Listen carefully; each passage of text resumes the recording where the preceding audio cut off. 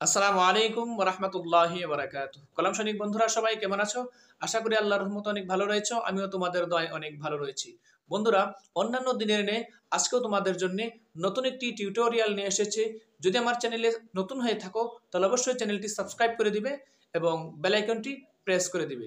তো চলো কথা না বাড়িয়ে শুরু করা যাক। কলম সৈনিক বন্ধুরা, আজকে আমরা শিখব কিভাবে এ লিখতে হয়। এর সিস্টেমটাও প্রায় একটু উল্টা একের মতো। যেমন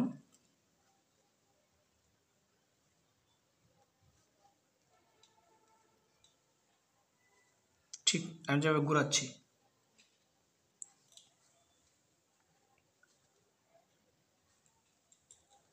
এটা হচ্ছে প্রথম স্টেপ। তারপরে এই সোজা টান, এই টানের আবার প্রয়োজন পড়বে। তো এই টানটা যা বারবার বলছি, প্র্যাকটিক্যালি এই টানটার বেশিরভাগ প্রয়োজন পড়ে বিভিন্ন অক্ষরের ক্ষেত্রে, কারণ এই টানটা প্রায় বলতে বিভিন্ন অক্ষরের মেরুদণ্ড। তারপরে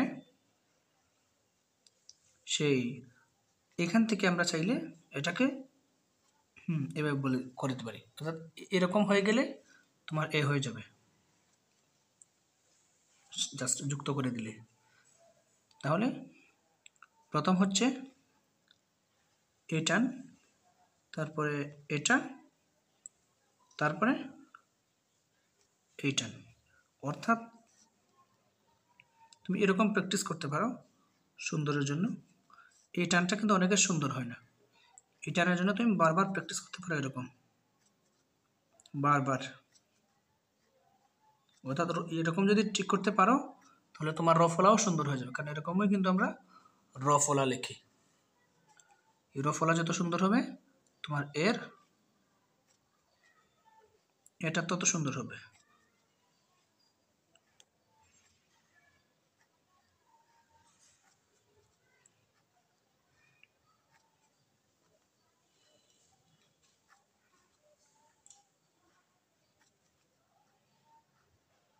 এই ছিল বন্ধুরা এর টেকনিক।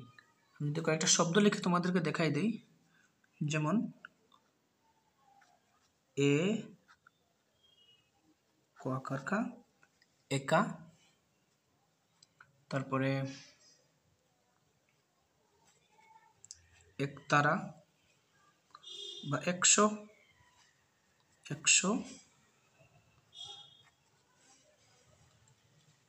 21, তারপরে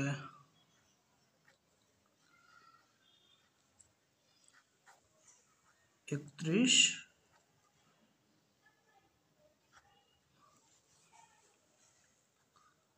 এরপরে 51। এরকম বিভিন্ন শব্দ লিখেও তোমরা বারবার প্র্যাকটিসের মাধ্যমে সুন্দর করতে পারো এই অক্ষরটাকে। তবে এটা কিন্তু মাস্ট বি তোমাদের সুন্দর করতে হবে। এটা যত সুন্দর হবে এটার তোমাদের 90 ভাগ চলে আসবে। এটা যত সুন্দর হয়ে যাবে আশা করি তোমাদের লেখা খুবই সুন্দর হবে। বন্ধুরা, যদি ভিডিওটি ভালো লেগে থাকে তাহলে অবশ্যই ভিডিওটিতে একটি লাইক করে দিবে। সাবস্ক্রাইব করে না থাকলে অবশ্যই চ্যানেলটি সাবস্ক্রাইব করে দিবে এবং বেল আইকনটি প্রেস করে দেবে, যাতে পরবর্তী ভিডিওগুলো তোমরা সহজেই পেয়ে যেতে পারো। আর এরকম এডুকেশনাল ভিডিও পেতে অবশ্যই আমাদের সাথে থাকবে। সবাই ভালো থাকো, দেখা হবে পরবর্তী কোনো এক ভিডিওর মধ্যে। আসসালামু আলাইকুম ওয়া রাহমাতুল্লাহি ওয়া বারাকাতুহু।